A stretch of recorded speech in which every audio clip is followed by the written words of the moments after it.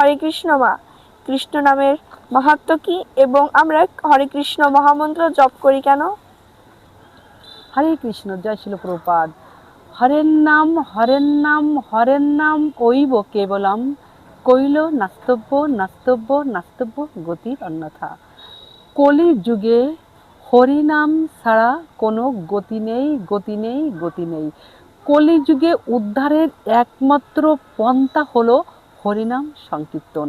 আমরা হরিনাম সংকীর্তন করেই এই কলিযুগ থেকে উদ্ধার হতে পারি।